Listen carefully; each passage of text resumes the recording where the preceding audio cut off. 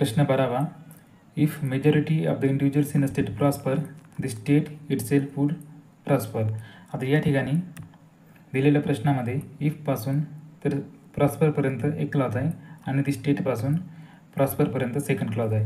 आता या क्लॉजला आपण कंडिशनल क्लॉज किंवा इफ क्लॉज म्हणू आणि ही जी क्लॉज आहे दी स्टेटपासून प्रॉस्परपर्यंत हिला आपण मेन क्लॉज म्हणू.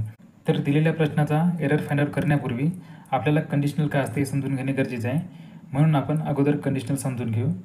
इंग्रजीमध्ये एकूण 3 कंडिशनल्स आहेत. कंडिशनल 1, कंडिशनल 2 आणि कंडिशनल 3. आणि प्रत्येक कंडिशनल वाक्याची वाक्यरचना अलग आहे आणि प्रत्येक कंडिशनल वाक्याचे 2 भाग होतात. त्यापैकी पहिला भाग इफ क्लॉज असतो आणि दुसरा भाग मेन क्लॉज असतो.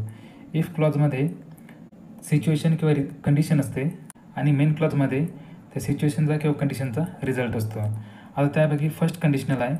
फर्स्ट कंडिशनलमध्ये इफ क्लॉज सिम्पल प्रेझेंट टेन्समध्ये असते आणि मेन क्लॉजमध्ये विल अधिक प्लेन इन्फिनिटिव्ह अशी वाक्यरचना असते. आता प्लेन इन्फिनिटिव्ह का असते तर शब्दाच्या अगोदर टू येणार नाही. त्यानंतर कंडिशनल 2ची वाक्यरचना अशी आहे. इफ क्लॉज सिम्पल पास्ट टेन्समध्ये असतो आणि मेन क्लॉजमध्ये वूड प्लस प्लेन इन्फिनिटिव्ह येईल.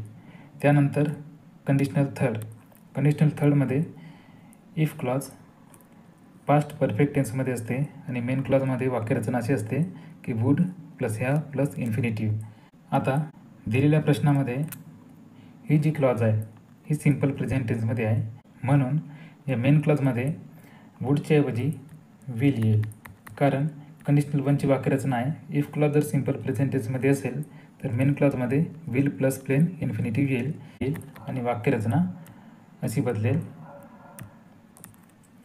If majority of the individuals in a state prosper the state itself will prosper. आता कंडिशनल 1चं ॲप्लिकेशन समजण्याकरिता या ठिकाणी मी एक उदाहरण घेतलं आहे. If I have enough money I will go to Australia.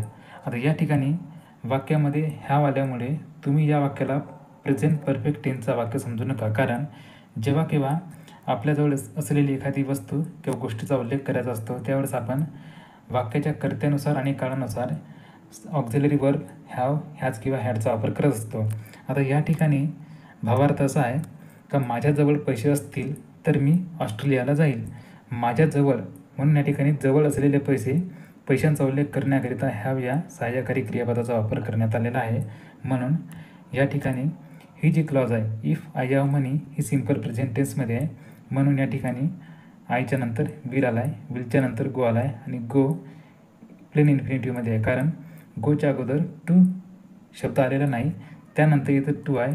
To एक शब्दयोगी अव्यय आहे आणि हा ऑस्ट्रेलिया एक नाम आहे आणि हा शब्दयोगी अव्यय या ठिकाणी आय म्हणजे माझा आणि ऑस्ट्रेलियाचा संबंध दाखवतो. मला कुठं जायचं आहे? ऑस्ट्रेलियाला जायचं आहे. म्हणून